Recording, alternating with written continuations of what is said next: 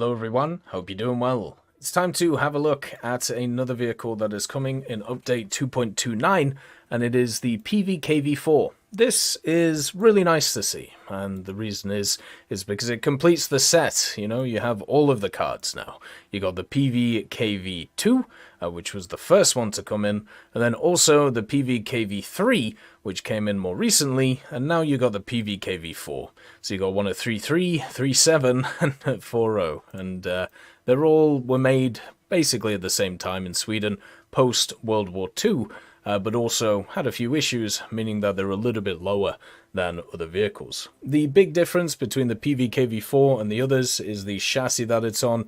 It's on the STRV M40L, and also it has a 57mm PVKN M43 cannon, which you can see in the center here. The others have different cannons, and this one, at least right now, for 3.7, is looking pretty powerful. I got a feeling this vehicle might go up because of it, though, which kind of sucks. The vehicle only has a crew of 3. You've got the driver in the front, and then also the gunner and the loader. So no commander on this vehicle, and that means that it may take a hit when it comes to certain like crew point things, but generally should be okay. The main thing is because it has a loader instead of a commander, or maybe a commander that does the loading capabilities, this vehicle has a really good reload rate for the vehicle itself. It gets 40 rounds and a reload rate of 4.6 with my standard crew settings, but also you can actually get it down to 4 seconds turning over this 57mm. There's another vehicle in the Swedish tech tree in the form of the Delat Torn, which has an incredibly fast autoloader, which feels really nice to use on the 75mm, and I got a feeling that this Pvkv4, if you can get the gun on target and constantly fighting over and over and over again, you can really deal out a lot of damage with this gun. Not just because of the reload, but also the rounds it gets. This vehicle has access to a stock AP, which pens 100mm, which is fine. You know, you can face some pretty chunky targets at this tier. Stuff like the Churchills start turning up, the KV-1s, but you'll be able to pen them in certain areas. Then you get the Slurpagur M43, which has access to less of the penetration, but more of the post-penetration effect. But the cream of the crop, the kind of cherry on top of this vehicle is the fact that they give it an APDS. Now, a lot of Swedish vehicles rely on their APDS to do a decent amount of damage because it has a lot more penetration than other rounds. The Pvkv4 is no different. Basically, it has this APDS that's here, pens 179, 144, 50. So as long as you're shooting at something that isn't incredibly slanted or even, you know, too much slanted, you can penetrate it with absolutely no issues. This means any vehicle that this thing faces will be able to at least be done damage to by the Pvkv4. The only problem is it's a rank 4 round again, which is pretty standard for Sweden and how it all gets set up. Surprisingly, this vehicle is also labeled as a medium tank, which is different to the dev blogs. We'll have to see if that changes. Because of this, it gets artillery support, but doesn't get scouting, which kind of sucks for it. It does also get a coaxial 7.62mm, the KSP-39C, which you can see here for the loader. So we've talked about the positives of the gun. The great reload. The gun depression is off the charts. 14 degrees of gun depression is fantastic. What's the issues with the gun? Well, even though it's in a turret, it doesn't have great optics right now, and it only has 3.5 times zoom, which is very surprising, because the Pvkv3 and 2 have fantastic optics, so I'm just wondering if that's going to be changed going forward. And also the targeting speed on the gun is awful. At 3.8 degrees per second for a turreted vehicle is incredibly slow, especially when you're on a chassis which has a 142 horsepower engine for a 10-ton setup, and also a transmission which means it can't really go backwards and struggles to traverse at lower speeds. So that sucks, let's be honest.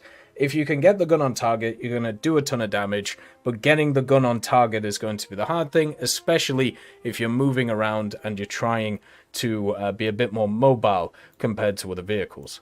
This vehicle also has absolutely no armor, and I mean absolutely no armor. You're looking at 13 millimeters on the chassis, which is just horrific for something like this. It does have a little bit more armor in this top area where the driver sits, but you're still only looking at 35 millimeters. On the front of the vehicle, you have this 20 millimeter plate which goes around the gun breech, and then you have this 13 millimeter setup over here. Now it's extremely angled. You can see here 61 degrees, but still only has 27 millimeters of effective thickness. The only way you're going to survive a frontal shot in this thing is if somebody shoots for this cheek, and instead of going through, it ends up ricocheting. But I think most people will just shoot center mass and just annihilate this thing, because that's the easier thing to do. So yeah, the gun, very good if you can get it on target. The mobility, okay, but not great. And of course, the actual chassis itself that it's on and its armor for the new turret that this vehicle has, pretty poor, with all things considered. But you are able to do what a tank destroyer slash a standard, vehicle is supposed to do. You're able to pen the targets at your BR, and as long as you line them up properly, you'll be completely fine. And that's why I think this thing will actually go up in BR. Stuff like the Pvkv2 went up in BR. The Pvkv3 also went up by 2 BR brackets, pretty much I don't even know, like about a week after it came out. And this vehicle, I can kind of feel like it's going to do the same just because of its penetration. Now, you're still going to face funny T-34s with, of course, their wonderful angled armor, so you're going to have some odd bounces. But at the same time, if you're able to maneuver around, if you're able to chuck, your chassis and drive, you'll be able to get the turret on and do decent damage to those T-34s and KV-1s, which will be just the massive amount that you fight. You can see how slow the turret is, though, trying to line up shots, and obviously with the APDS having a lot of penetration, sometimes the actual effect of the rounds won't be great. It'll take you a long time to be able to pick apart the crew and annihilate stuff, but also with the reload, you'll be able to do it at least quickly. So it might be worth, with this vehicle, maiming whatever you're shooting at, and then after maiming, then you follow up with the kill shot. That could work pretty well. But at the same time, it's going to be a little bit harder to get that first shot. So this is me just leaving the turret to traverse, right? This is how quickly it traverses right now. It is absolutely abysmal. So you're going to have to really put in a shift with moving the chassis around. So let's say you're looking at this guy and you want to shoot him here to take out the gunner, and then you want to finish him off. So you go more center mass, and you should be able to go through, but obviously being a T-34, not always the easiest thing. So you go for the low glacis, right? But let's say, you see a target over here. So this is how long it's going to take you to get to it, right? So the other thing that you can do is you can shift the chassis over, takes a little bit less time, and then fire like that. That's going to be something that you're going to have to get used to. Using the chassis as the turret instead of the turret itself, because this pretty much just feels like a non-turreted tank destroyer.